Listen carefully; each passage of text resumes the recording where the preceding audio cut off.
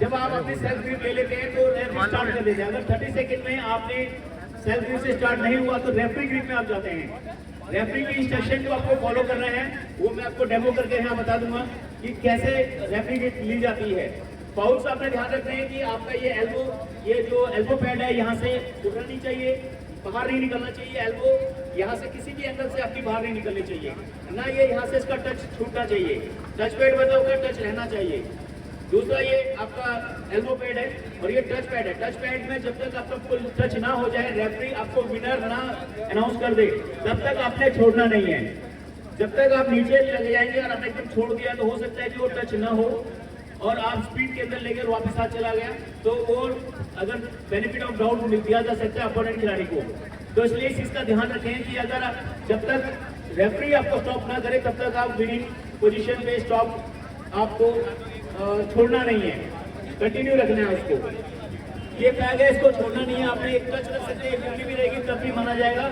इसको छोड़ना नहीं है। अगर आपने विनिंग इस तरह से कर रहे हैं तो आप विनर नहीं होंगे उस पोजीशन में। अगर आप छोड़ते हैं तो एकदम आपको पकड़ना है, अगर नहीं पकड़ते हैं तो आपको फॉल भी दिया जा सकता है। अगर आप विनर हैं तो विनिंग पोजीशन में आपको विनर घोषित नहीं किया जाएगा उस चीज में। दूसरा, आप पुश नहीं कर सकते किसी को, आप पुल कर सकते हो, किसी को पुश नहीं कर सकते हो, ठीक है ना। आप दोनों आप इस चीज का ध्यान रखिए कि जब आप ग्रिप ले रहे होते हैं तो आपने ये पुश नहीं करना आपने, और ये एल्बो से बाहर आपका नहीं जाना चाहिए।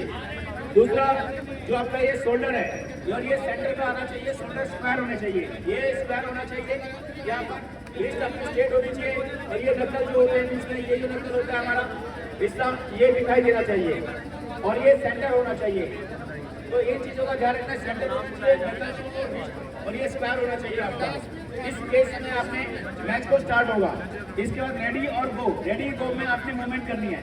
कई बार होता है कि अगर आप लूजिंग पोजीशन में छोड़ दें तो आप लूजर हैं। अगर से सपोज ये आए तो आप लूजर हो इस पोजीशन पे।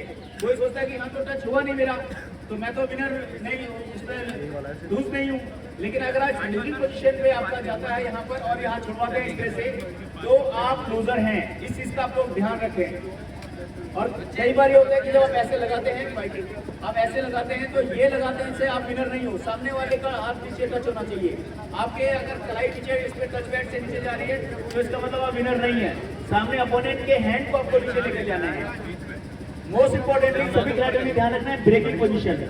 हर खेल में इंजरी होती है, आमने में भी इंजरीज के चांसेस होते हैं। तो ये देखना है कि जो आपका ये हाथ है और ये शोल्डर है ये यहाँ नहीं जाना चाहिए इस तरह से। तो ये एंगल जो है नॉर्मली जो ये इस तरह से नहीं जाना चाहिए। ये डेंजर पोजीशन है, इसलिए कभी भी इस पोजीशन पे मत खेलिए।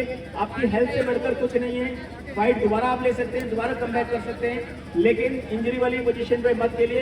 रेफरीज बिल्कुल ध्यान देते हैं, लेकिन कई बार बहुत तेज जब पड़ता है उस पोजीशन में एंगल नहीं ट्रेस हो पाता, स्टॉप करने का भी मौका खिलाड़ी को नहीं मिल पाता। लेकिन कई खिलाड़ियों की आदत ही इस तरह से होती है कि उनकी हैबिट ऐसी होती है कि उस तरह से खेलते हैं, लेकिन बहुत एक्सेप्शनल केस होता है, बहुत स्पेशल केस होता है वो। तो इन चीजों का आपने बिल्कुल ध्यान रखना है और आपको हर खिलाड़ी को 2 मौके दिए जाएंगे। आप एक बार विनर ब्रैकेट से, एक लूजर ब्रैकेट से, उस चीज पे ध्यान देखना है। दूसरा, नेल्स आपके कटे होने चाहिए, फिंगर में रिंग नहीं होनी चाहिए और हाथ में कड़ा या कुछ भी धागा या कुछ नहीं होना चाहिए। तो नेल्स, फिंगर और इन चीजों को आप हटा के आएंगे। रिंग अगर पहन रहे तो रिंग उतार के आएंगे आप लोग। और दूसरा, आप इस जो 4 पिलर है इस पे किसी से भी किसी भी का सपोर्ट ले सकते हो। आप दोनों पैर भी उठा सकते हो, एक पैर भी उठा सकते हो, दोनों पैर नीचे रखकर भी आप खेल सकते हैं, तो उसमें कोई प्रॉब्लम नहीं है। लेकिन सामने वाले को हिट नहीं करेंगे आप, इस चीज का आपको ध्यान रखना है। इसके अलावा आप रेफरी की इंस्ट्रक्शन को फॉलो करें। आपको अगर रेफरी हिट नहीं ले रहे हो तो 2 वार्निंग मिलेगी। 2 warning is equal to 1 foul. अगर आपको 2 फाउल हो जाते हैं तो आप उस पर्टिकुलर मैच को हार जाते हैं, लूज कर जाते हैं, फिर आप लूजर ब्रैकेट में चले जाएंगे। अगर लूजर ब्रैकेट में भी हार जाते हैं तो आप टूर्नामेंट से बाहर हो जाते हैं। तो अगर आपको 2 मौके मिलते हैं फाइनल में जाने के लिए, तो आप सभी को बहुत बहुत शुभकामनाएं। Wish you all the very best. अगर किसी का डाउट और क्वेश्चन है तो आप बता दें। मैं आपको 2 चीजें और बताता हूँ, रेफरी ग्रिप का और स्टेप का। मैं बता देता हूँ आपको कि रेफरी ग्रिप में क्या ध्यान रखना है, कि सबसे ज्यादा प्रॉब्लम आपको रेफरी ग्रिप में आने वाली है। जो आपको ध्यान रखना है, रेफरी ग्रिप के अंदर ये स्क्वायर होना चाहिए।